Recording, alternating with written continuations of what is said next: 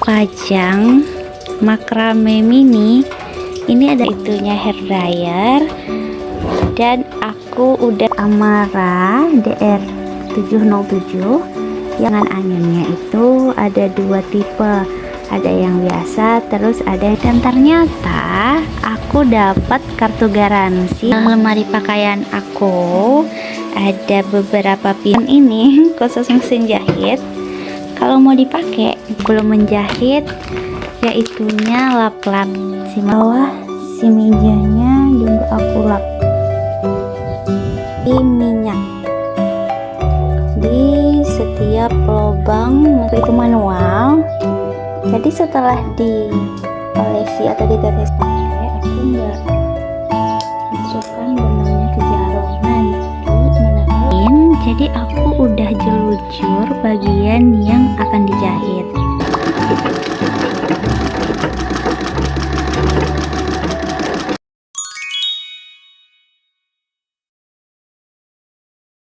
Ini adalah keindahan setelah hujan.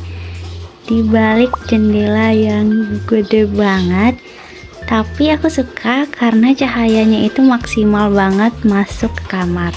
Di jendela aku pajang makrame mini.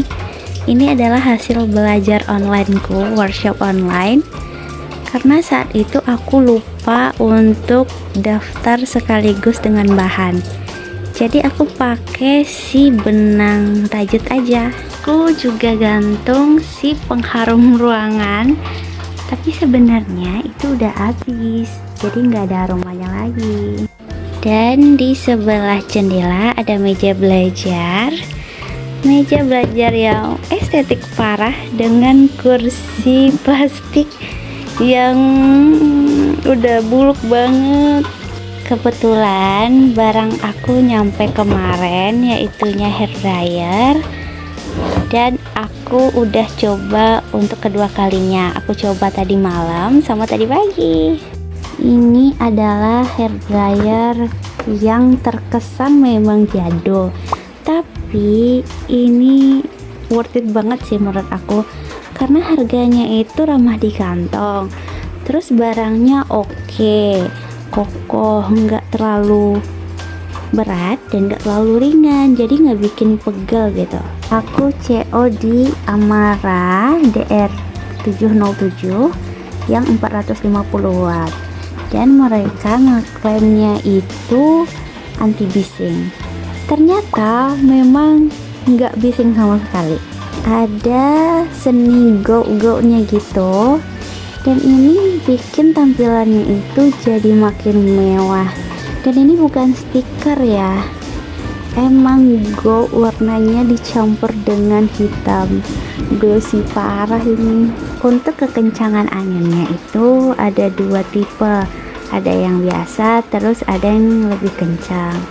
Dan untuk anginnya itu ada 3 suhu, ada yang dingin, ada yang standar, dan ada yang lebih hangat. Bagian ujungnya juga ada cantolan untuk digantung, kayak di salon-salon gitu ya, di rak mereka yang ada rodanya itu, atau di dinding.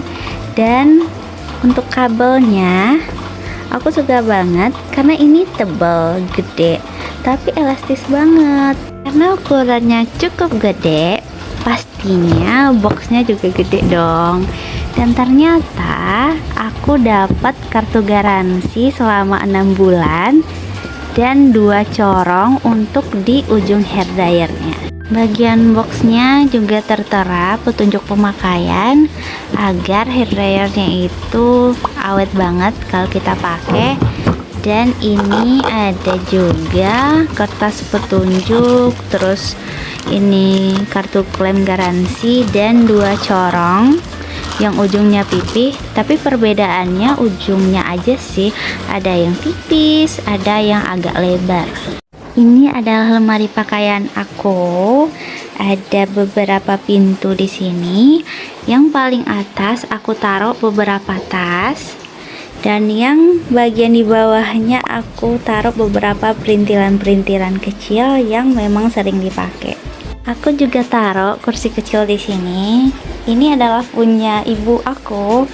kursi meja rias zaman bahala karena memang gak kepake, jadi aku pinjam bentar daripada nganggur kan, karena hujannya nggak berhenti ya. Aku kira tadi hujannya itu udah berhenti, tapi kayaknya makin deras lagi, jadi aku mau lanjut untuk menjahit.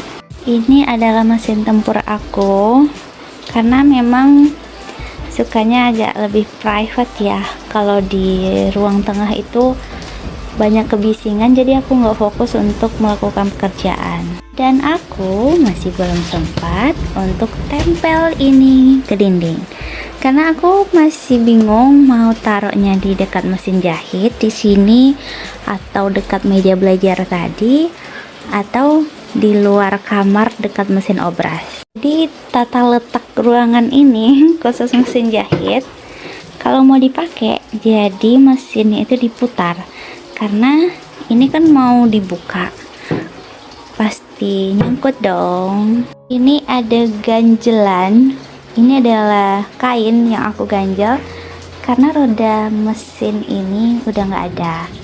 Aku beli mesin ini dan mejanya memang dalam kondisi bekas, jadi pastinya ada sesuatu ya.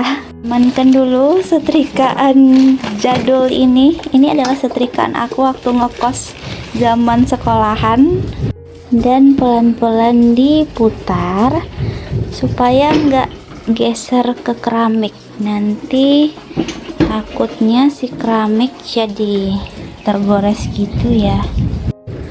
Dipepetkan ke dinding dan dibuka. Salah satu ritual sebelum menjahit yaitunya lap-lap si mesin pakai tisu basah biar nggak debuan, wangi. Aku geser dulu kain ini, terus dilap dari bagian atas.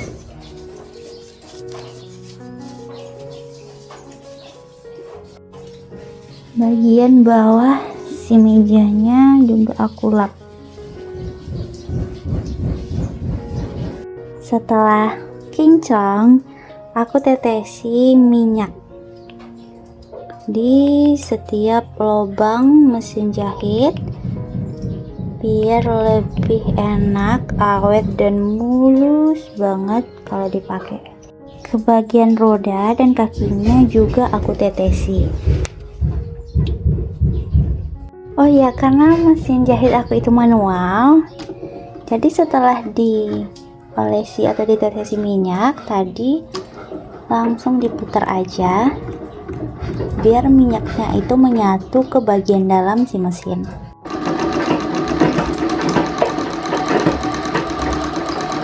Ini adalah kain yang mau aku jahit, warnanya hitam, dan ini adalah sesuatu yang lumayan spesial.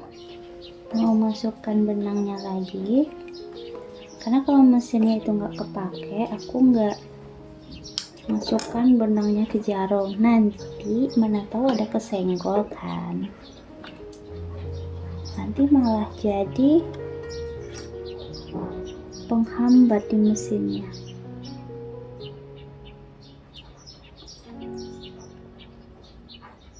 Karena kainnya memang licin, jadi aku udah jelujur bagian yang akan dijahit biar lebih rapi, dan nanti saat ngejahit itu nggak geser-geser.